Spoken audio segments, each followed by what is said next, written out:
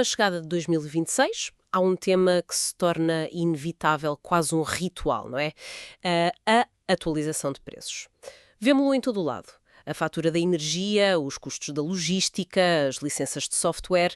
É uma conversa que temos com quase todos os fornecedores. E pronto, por muito que nos custe, geralmente aceitamos. É a inflação, são os custos de fazer negócio. Mas há uma exceção curiosa. Quando a nossa agência de comunicação nos apresenta a sua atualização de preços, a reação é muitas vezes totalmente diferente. E a pergunta que vamos investigar hoje é: porquê? Será uma falha de percepção dos gestores? Ou, se calhar, a própria indústria da comunicação tem um problema em demonstrar o seu valor? Essa é a questão central. A nossa fonte hoje é um artigo de opinião de Isabel Martins, na agência Essência, que mergulha de cabeça neste paradoxo. Ela argumenta que o investimento em comunicação é, com demasiada frequência, o primeiro a ser questionado e, claro, cortado. A nossa missão aqui é perceber se o argumento dela se sustenta e, mais importante, quais são as consequências reais de tratar a comunicação como uma exceção a todas as outras regras do mercado. Ok, vamos analisar isto. O ponto de partida do artigo é mesmo esse contraste. A autora lista os aumentos que todos nós sentimos: energia, logística, tecnologia, fornecedores, salários. A lista é longa. E nós, como disseste, aceitamos. Mas quando uma agência que enfrenta exatamente os mesmos aumentos tenta refleti-los nos seus honorários, a autora diz que a resposta é uma resistência imediata. Mas essa resistência não será de certa forma justificada. Quer dizer, se um fornecedor de logística me mostra o aumento do preço dos combustíveis, a causa é clara, é tangível. Agora, quando uma agência fala em aumento dos custos operacionais, isso é muito mais vago, não é? A responsabilidade de justificar esse valor não está do lado da agência. Colocas o dedo numa ferida importante, que é a da transparência e da justificação de valor. Sem dúvida. O artigo foca-se mais na perspectiva do cliente, mas a tua pergunta é outra face da moeda. A autora argumenta que essa resistência imediata nasce da percepção de que a comunicação é o elo mais fraco, ou seja, algo que pode ser espremido ou cortado sem consequências visíveis e imediatas. É visto menos como um motor e mais como um acessório. A tua questão, no entanto, é se as próprias agências alimentam esta percepção ao não conseguirem traduzir os seus custos operacionais em valor de negócio claro para o cliente. É um ponto excelente. Exato, porque se a comunicação é tratada como o elo mais fraco, como o artigo sugere, isso parece-me contraintuitivo. Numa era de redes sociais onde a reputação de uma marca pode ser construída ou destruída numa tarde, como é que um gestor experiente pode pensar que cortar aqui não tem consequências? A autora explica esta aparente cegueira. Ela atribui-a a uma percepção bem fundamentalmente errada do papel da comunicação. A ideia de que se pode simplesmente fechar a torneira para poupar sem que isso afete a colheita. Mas vamos aprofundar a tua questão anterior, que é crucial. Talvez o problema não seja apenas o cliente não perceber o valor, mas a agência falhar em comunicá-lo na linguagem que o cliente entende. Muitas agências falam de engagement, brand awareness, share of voice. Um diretor financeiro ouve isto e pensa: isso é interessante, mas como é que se traduz em vendas, em redução do custo de aquisição de cliente, em aumento do lifetime value? A autora foca-se na mentalidade do cliente, que descreve como uma tentativa de fazer um investimento em contraciclo. Gosto dessa expressão, investimento em contraciclo. O que é que isso significa na prática? A fórmula que ela descreve é: menos orçamento, mais exigência, o mesmo impacto. É a fantasia de que se pode exigir o máximo investindo o mínimo. É como esperar que um carro de corrida ganhe a prova com gasolina de má qualidade e pneus gastos. Parece absurdo quando dizemos em voz alta, mas é uma pressão que muitas agências sentem no dia a dia. E é contra essa noção que o artigo se posiciona. A autora tem uma frase muito forte: comunicação não é decoração. E depois define o que é. É estratégia, é confiança, é reputação, é crescimento. São palavras com muito peso. Mas, sejamos honestos, também são conceitos algo abstratos. Como é que transformamos reputação num número, numa folha de cálculo? Essa é a dificuldade e voltando ao teu ponto, o desafio para as agências. Mas vamos tentar concretizar. Quando o texto diz que é estratégia, está a dizer que a comunicação deve estar na sala onde se tomam as decisões de negócio, não ser chamada no fim apenas para fazer um post sobre a decisão. Está ligada aos objetivos centrais. Quando diz confiança, estamos a falar do pilar de qualquer relação comercial. Um estudo da Edelman mostra consistentemente que a confiança na marca é um dos principais fatores de compra. Perder essa confiança tem um custo financeiro direto. E a reputação? Como é que isso se materializa? Pensamos num cenário de crise. Uma falha de produto, um problema de serviço ao cliente que se torna viral.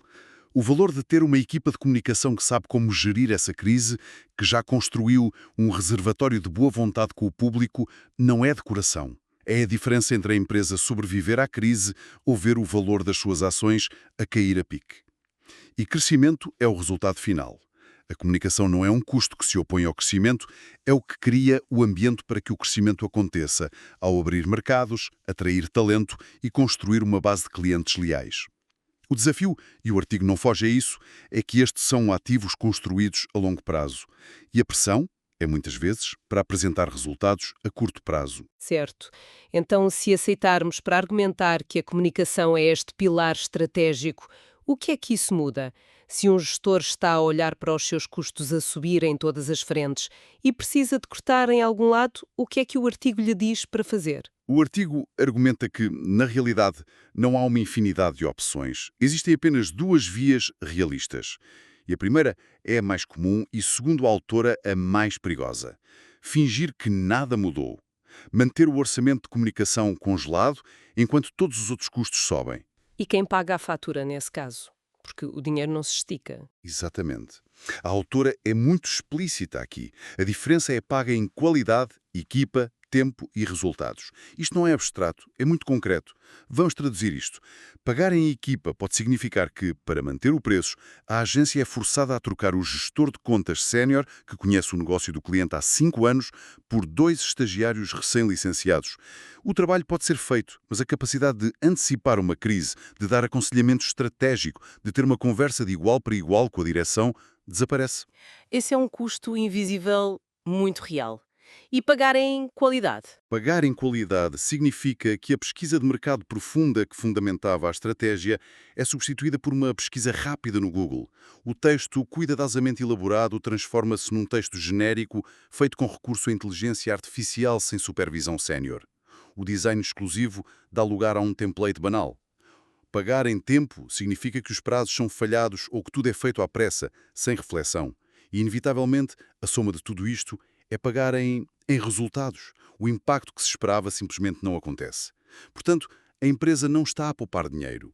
Está a trocar um investimento visível por uma série de custos invisíveis que só se vão manifestar mais tarde, quando for tarde demais. Ok, então essa é a primeira opção que o artigo descreve como uma receita para o desastre a longo prazo. Mas muitos gestores diriam que, numa crise de liquidez, não têm outra escolha. Preservar capital é a prioridade número 1. Não estão a ser ilógicos, estão a ser pragmáticos. Qual é a alternativa? Temos de simplesmente aceitar o aumento e pronto. A alternativa que o artigo propõe, a segunda opção, não é apenas aceitar o aumento. É algo mais exigente para ambos os lados. É alinhar expectativas. Implica uma conversa honesta e estratégica. O objetivo é construir um modelo sustentável. Isso pode significar aceitar o aumento para manter o mesmo nível de serviço. Mas também pode significar manter o orçamento, mas redefinir radicalmente o que é possível fazer com ele. Ou seja, em vez de fazer 10 coisas mal, escolher fazer 3 coisas muito bem. Claras e métricas realistas. Ter prioridades claras é sentar à mesa e dizer: com este orçamento, o que é absolutamente essencial para o negócio este ano?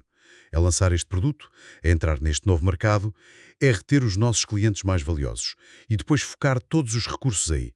E ter métricas realistas é abandonar a fantasia do menos orçamento, mais impacto e definir o que é razoável esperar daquele investimento. É uma conversa de adulto que existe transparência da agência e realismo do cliente. E a conclusão do texto é que não há uma terceira via. Não há uma opção mágica onde se poupa sem sacrificar nada. A autora é taxativa. Não há milagres. A escolha é entre um modelo sustentável, baseado na realidade, e um modelo que leva à degradação da qualidade e dos resultados. O que o texto propõe, no fundo, é que as decisões sobre comunicação sejam tomadas com o mesmo rigor com que se decide sobre a compra de uma nova máquina para a fábrica.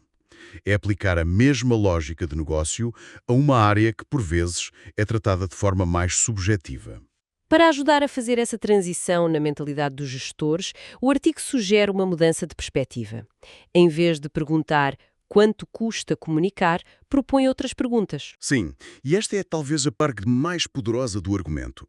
Propõe que se vire a pergunta ao contrário. A primeira pergunta transformadora é: quanto custa, de facto, não comunicar? Isto muda tudo. Deixa de ser uma conversa sobre uma linha no orçamento de despesas e passa a ser uma conversa sobre custo de oportunidade. O que é que a empresa está a perder ao ficar em silêncio? Que cota de mercado está a entregar de bandeja à concorrência que continua a comunicar? Que dano está a causar à sua reputação ao desaparecer do mapa? É uma pergunta que força a pensar no vazio que se cria. A ausência de comunicação não é um estado neutro, é um estado negativo, que tem custos. E a segunda pergunta? A segunda pergunta foca-se no valor em tempos de incerteza. E quanto vale manter a marca viva quando o mercado está mais competitivo e o cliente mais exigente? Isto liga diretamente a comunicação à resiliência do negócio. Manter a marca viva significa mantê-la relevante, presente e diferenciada. No mercado saturado, não ser visto é o mesmo que não existir.